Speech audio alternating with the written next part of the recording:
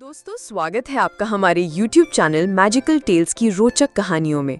आज हम शुरू करने जा रहे हैं राजा विक्रमादित्य और बेताल से जुड़ी 25 कहानियों में से दूसरी कहानी। तो चलिए चलते हैं महाप्रतापी राजा विक्रमादित्य के पास। राजा विक्रम ने बेताल को अपने कंधे पर उठाया और शमशान से महल की ओर चल दिए।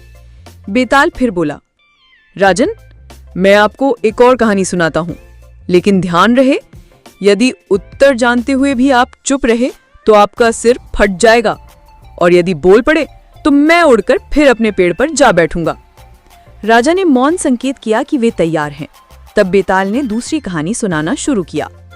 बहुत समय पहले एक बड़े नगर में एक पराक्रमी राजा राज करता था। उसकी रानी बड़ी ही सुंदर और पतिव्रता थी। एक दिन रानी ने बड़ी श्रद्धा से भगवान शिव की उपासना की और उनसे वर मांगा, हे प्रभु, मुझे एक ऐसा पुत्र दीजिए जो सबका आदर्श बने। भगवान शिव प्रसन्न हुए और बोले, तुम्हें पुत्र प्राप्त होगा, परंतु वह साधारण नहीं होगा। कुछ समय बाद रानी ने एक पुत्र को जन्म दिया, लेकिन वो बालक अजीब था। वो 3 भागों से बना था। 1, उसका सिर और हृदय एक ब्राह्मण जैसा था, बुद्धिमान और ज्ञानवान। 2, उसका धड़ और हाथ पांव क्षत्रिय जैसे थे, वीर और बलवान।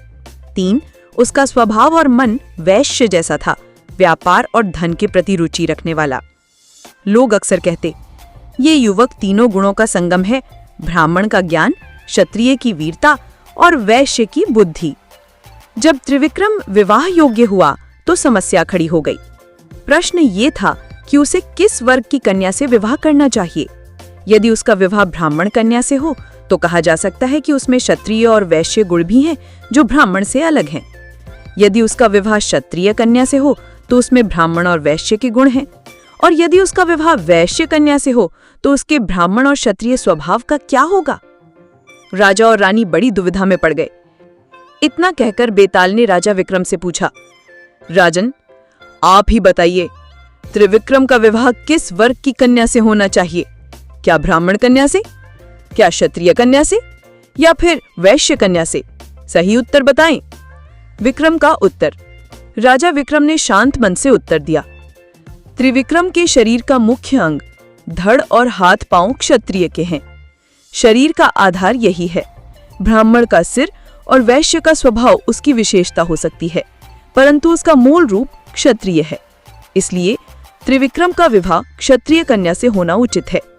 बेताल ने ठहाका लगाकर कहा, राजन, आपने फिर सही उत्तर दिया, लेकिन बोला तो आपने, और नियम के अनुसार अब मैं फिर से उड़कर अपने पीपल के पेड़ पर जा बैठूंगा। इतना कहकर बेताल राजा के कंधे से फुर्र से उड़ गया और फिर पेड़ पर जा लटक गया। राजा विक्रम फिर उसे पकड़ने के लिए लौटे।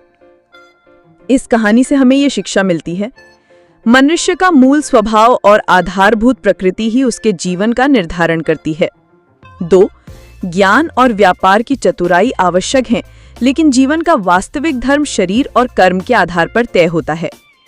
3, विवेकपूर्ण निर्णय ही सच्चा न्याय है। तो दोस्तों, ये थी बेताल पच्चीसी की दूसरी कहानी।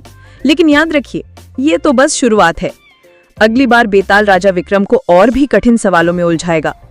क्या आप जानना चाहते हैं अगली कहानी? अगर आप अगली कहानी के बारे में जानते हैं तो कमेंट बॉक्स में यस या नो में जरूर बताएं। हमारे साथ अगली कहानी का आनंद लेने के लिए अभी चैनल को सब्सक्राइब करें, बेल आइकन दबाना ना भूलें और जुड़े रहिए विक्रम और बेताल की रोमांचक यात्रा से। मिलते हैं अगली कहानी में, और अपना कीमती समय देने के लिए धन्यवाद।